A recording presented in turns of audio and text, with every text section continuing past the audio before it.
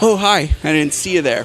Remember Holiday Heroes a couple weeks ago? We spent 2 days getting new toys for kids in Winnipeg at the Keniston Walmart. Well, now we're at the Salvation Army's Wiedema Center, and we're going to find out how all these toys are getting under kids' Christmas trees this year in Winnipeg. Back with our friend Kristen Moran from the Salvation Army. We spent 2 days with her at Walmart on Keniston collecting toys together. And now, Kristen, we get to see where they all come. Tell us, first of all, where are we today? So we are in the Wiedema Toy Center on Logan Avenue, and this is where the magic happens. So right now we're standing in the back area where all of the toys come in. So from all of our donation locations, they are all collected and brought here where our volunteers sort them by age group before we put them out for the families to choose them. Nice. I see you've got a big door here for trucks to pull in, and then you can see a little bit behind us. They're getting some art supplies sorted right now, some boys stuff for 10 to 12 or 42. We don't discriminate, right?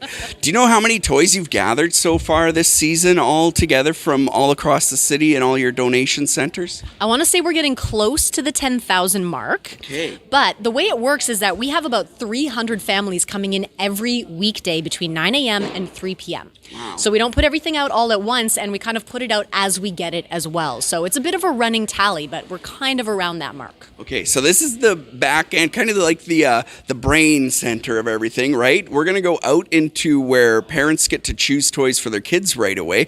Let me ask you this before we go out there, though, Kristen. Is it too late to give toys right now? Like, have you said, no, please wait till next year, or we can still come? Absolutely not. We collect toys right up until Christmas Eve. So we've got a number of locations all around town with Scotiabanks and Toys R Us. They have been really great partners for us. Or you can call us up at the Salvation Army if you have a larger donation, and we can help facilitate getting those toys here to the Toy Center. You can get like a cargo van for me and all my stuffies or something? We do have a driver who is working around the city coordinating all the kinds of pickups. So yeah, we definitely have options. Very cool. So not too late to give. Now let's see what it's all going towards. So parents come in and they get checked in, and then they come into this amazing center set up behind us here, and they might meet Leanne. I hear that you are the big boss of this entire thing, and not only that, you're a volunteer, and you work pretty much all year on this? I do. So I've been volunteering for the Salvation Army for a little under 20 years, and in the last 5 years I've been doing the toy store. So I'm in charge of setting it up and getting the volunteers to help with the toy store, and I dabble a little bit in escorting people in every once in a while. Nice. Now I imagine, Kristen said we're getting close to the 10,000 toy mark, so it's a big job, isn't it? It is. I do actually shop all year round. So with the cash donations that we get from the wonderful Winnipeggers that support the Salvation Army and Toy Mountain, I then start shopping around May. I get a little time off, and but I start shopping in May, and I look for the best deals I can, because in my heart I know that if I can get 2 toys for the price of 1, then we have more children that can be helped. What a great idea, too. This is our first year partnering for this, right? But think about next year, everybody, for Holiday Heroes. Boxing Day even. Be on the lookout for those toy sales, and you could start stockpiling throughout the year, too. Okay, we're going to go in. Leanne's going to show us around here right away, and we'll see what parents and caregivers get to experience when they go shopping for their kids. Now, inside the toy center, I thought I'd grab a stuffy while we're standing over here, Leanne. So soft, hey, and fuzzy. And I recognize the bins they came out of. It's from our toy drive with the CHVN family. Oh, one from this, yes. You mentioned you've been volunteering almost 20 years with Salvation Army. Before we hear about what happens for parents and stuff, I want to know, why do you keep coming back year after year, and why are you so passionate about this? Well, it's a good story. So I am the 3rd generation supporter of the Salvation Army. It started way back in 1949 when my grandparents bought their first house. So way back then, you had to pay cash for your house. There was no such thing. Well, there was such thing as lending, but the average person did not get loans. So you had to save. So they moved in the fall of 1949. And in the spring of 1950, Winnipeg flooded. A whole third of the city was underwater. Yeah, the huge. It was huge. So my grandparents were flooded right to the rafters. They didn't have any warning to get out. They lost everything. They were told to leave the doors open because it might just collapse the house. So they just ran away with what they had. And the Salvation Army was there. They helped them every which way they could. So from then forward, we have been passing that along. And so my parents have supported the Salvation Army, and I'm doing my best to do that too. What's it like for you to get to think, when you wake up on Christmas morning, oh, there's kids all over the city waking up with gifts, and I helped play a part in that?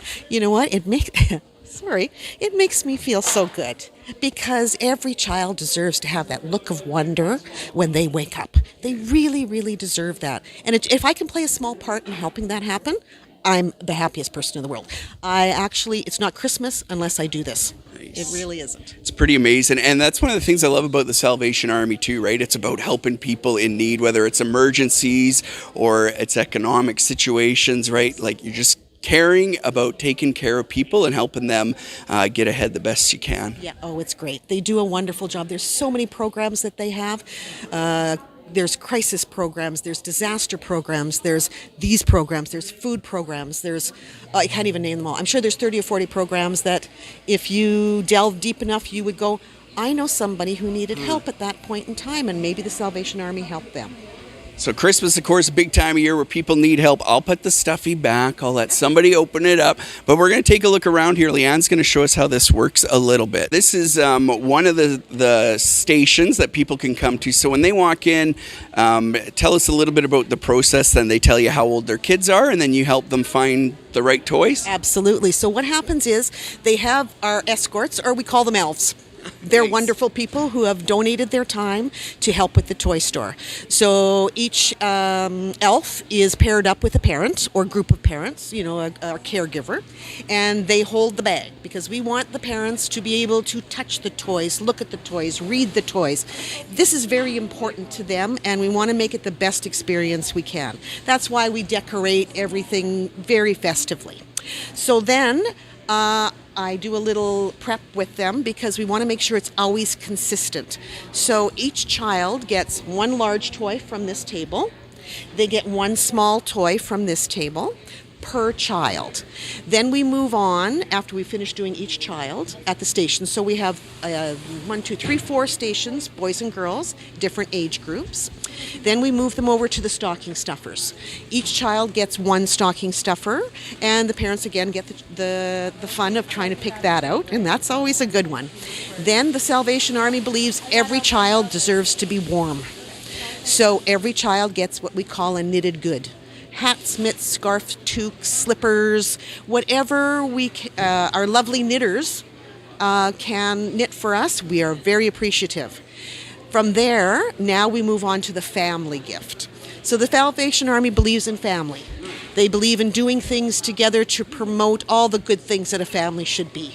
So we have a choice of 4 items. It's a stuffy, or a game, or a puzzle, or a book. So each family now gets 1 out of the 4, so we can promote togetherness. And then they're escorted to the door, and they can carry on with what they need to do. Really love that, and I love the idea of togetherness and building some family memory and bonding time. Let's go look at the knitted stuff, because I know that you are having hopes of getting even more, so let's check that out next. How do you get these? Well, we get these through lovely, lovely people who donate them. The Salvation Army, as I said, believes in keeping every child warm if they can, so that's why they get 1 knitted good per child to go along with their toys. So the work is tremendously detailed, like it's just lovely. You paid $200 for this at a shop in the Exchange District, right? They're very talented people, and we need more. All you knitters unite. We need more knitters. We would never turn down any kind of donation as long as they're child size. That's who we're trying to do the knitting. Baby blankets, slippers, mitts, gloves, toques, hats, scarves. Finally, my beard is growing in fully. So Leanne, one thing I was wondering about is, what's it like for the parents and caregivers when they come through these doors? They've had a tough year, and maybe they've been thinking there's no way I'm going to be able to get the kids gifts this year, and then they get connected and come in. What's that like watching them, and what's their reaction? Well, I love watching them because they are very intent. they want to give their child the best Christmas they can, and we're really happy we can help them to do that. I've interacted with a few of the parents, and they love it here. They say we have a good assortment, which is all due to the generous donations of Winnipeggers. Whether we buy them through the cash donations or people bring in the unwrapped new toy, for sure, it's all due to Winnipeggers, and they just love it. They smile. We chit chat. It's a good feeling. Yeah. It should be. Gives them a little bit of hope, right? During what was a difficult time. Should mention, too, I keep calling it the toy store, but of course, everything is absolutely free, right? Absolutely free. The parents just need to pick what they love for their kids. And I like that. You're not told what your child likes. Yeah. You are allowed the fun, the dignity, the pride of picking out whatever you want for your child.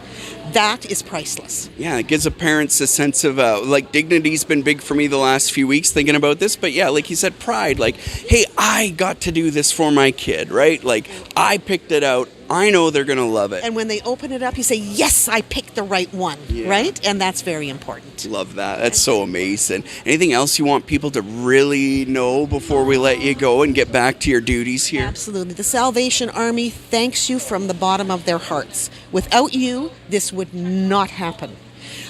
We've got a lot of volunteers that I have that do the work that help me to achieve this. I can't do it alone. Volunteering is huge. Pay it forward. No matter what charity you decide, pay it forward. It's very, very, you never know when you might need help. Yeah, that's a big thing always for me, right? You never know. Suddenly life takes a twist and turn and you're the one that needs help. So give while you can, and a big thanks to the CHVN family. This is what you helped do over those 2 days of Holiday Heroes at Walmart on Kenaston. And it's what we're going to do again next year, so let's start planning right now. Wonderful. That's terrific. Thank you. I'll see you in 365 days. Merry Christmas. Merry Christmas, Mike.